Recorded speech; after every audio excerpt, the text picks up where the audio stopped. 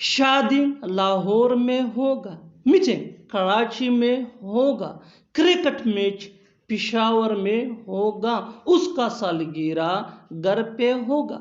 इन जुमलों को गौर से देखो। ऐसे जुमले हम अपने डे टू डे लाइफ यानी रोज़मर्रा ज़िंदगी में ज़रूर बोलते या सुनते हैं। दूसरों से ऐसे जुमले हमें रोज़ बोलने या सुनने को मिलते हैं अपने डे टू डे लाइफ में। इन जुमलों के लिए इंग्लिश का ये स्ट्रक्चर यूज होता है। Let me explain. Subject plus well plus take place plus other word. शादी लाहौर में होगा, the wedding will take place in Lahore. The wedding will take place in Lahore. बिल्कुल फार्मूले को हमने फॉलो किया। Next example for better understanding. Meeting Karachi में होगा, the meeting will take place in Karachi. The meeting will take place in Karachi. One more example for better understanding. Cricket match Peshawar में होगा, the cricket match will take place in Peshawar. The cricket match will take place in Peshawar. उसका सालगिरह घर पे होगा. His birthday will take place at home. His birthday will take place at home. और आखिर में ये सेंटेंस आपके लिए कॉमन सेशन में इसका जवाब ज़रूर देना। पार्टी मेरे घर पे होगा। मैंने दिन भर घर पे काम किया, तुम्हें रात भर सफ़र करना पड़ेगा। वो मुल्क भर में मशहूर है, वो रात भर पढ़ रहा था। ऐसे जुमले हमें रोज़ बोलने या सुनने को मिलते हैं अपने डे टू डे लाइफ में। इन जुमलों के लिए इंग्लिश का ये स्ट्रक्चर यूज होता है। Let me explain. Sentence plus through out plus other words. Through out mean सारा या पूरा, यानी दिन भर, सारा दिन या पूरा दिन, या रात भर, सारी रात या पूरी रात। आवर सेंटेंस ये सिचुएशन के हिसाब से होगा। यही वो फार्मूला है जिसकी मदद से आप भी सीख सकते हैं ऐसे जुमले अंग्रेजी जुबान में आसानी से। That can be really helpful for you. आगे डिटेल से समझाता हूँ मिसालों से। Here are some example for better understanding. So make sure to watch this video till to end. इस वीडियो को स्किप मत करना। अच्छी तरह समझने के लिए इस वीडियो को आखिर तक जरूर देखना। मैंने दिन भर घर पे काम किया, यानी मैंने सारा दिन घर पे काम किया, या मैंने पूरा दिन घर पे काम किया। I worked at home throughout the day. I worked at home throughout the day. बिल्कुल फार्मूले को हमने फॉलो किया। Next example for better understanding. तुम्हें रात भर सफ़र करना पड़ेगा, यानी तुम्हें सारी रात सफ़र करना पड़ेगा। You will have to travel throughout the night.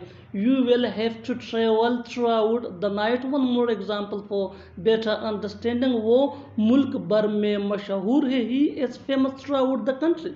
He is famous throughout the country. Next example for better understanding. वो रात भर पढ़ रहा था, यानी वो सारी रात पढ़ रहा था। He was studying throughout the night. He was studying throughout the night. और आखिर में ये सेंटेंस आपके लिए कॉमन सेशन में इसका जवाब ज़रूर देना। वो दिन भर खेलता रहा। मेरे पास एक से बढ़कर एक किताब है, उसके पास एक से बढ़कर एक नावल है। सलमान खान ने एक से बढ़कर एक किरदार निभाए हैं। इस टीम में एक से बढ़कर एक खिलाड़ी है। इन जुमलों में हम कह रहे हैं एक से बढ़कर एक, यानी हर सेंटेंस में एक से बढ़कर एक कॉमन मुश्तरक है जो बार बार रिपीट हो रहा है हर सेंटेंस में। इसके लिए आपको यूज करना होगा इंग्लिश में one better than another.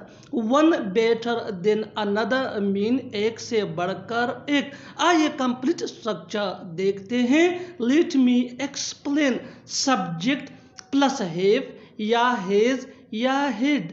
Have ये आई वी यू दे या प्लूरल नेम के साथ यूज होता है। हैज ये ही शी एट या सिंगुलर नेम के साथ यूज होता है। और हेड ये पास्ट टेंस में यूज होता है। Plus object plus one better than another.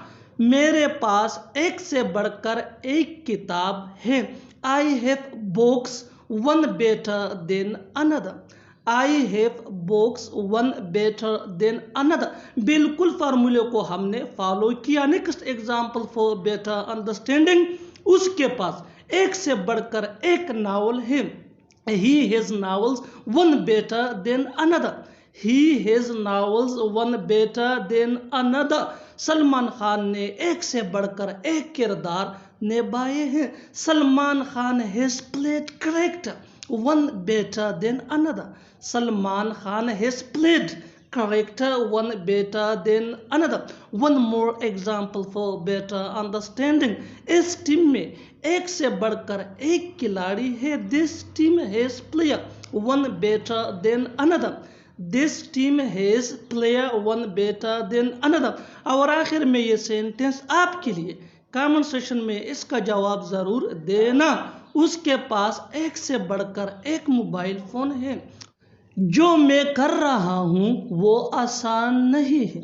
जो वो करती है वो मुश्किल नहीं है।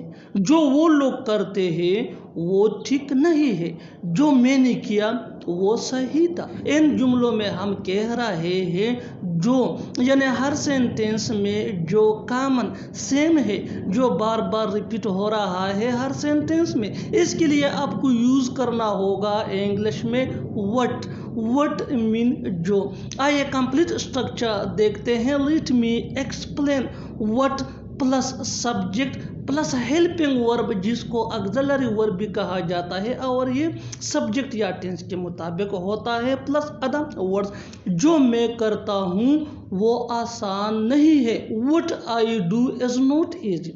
What I do is not easy, बिल्कुल फार्मूले को हमने फॉलो किया। Next example for better understanding. जो वो करती है वो मुश्किल नहीं है।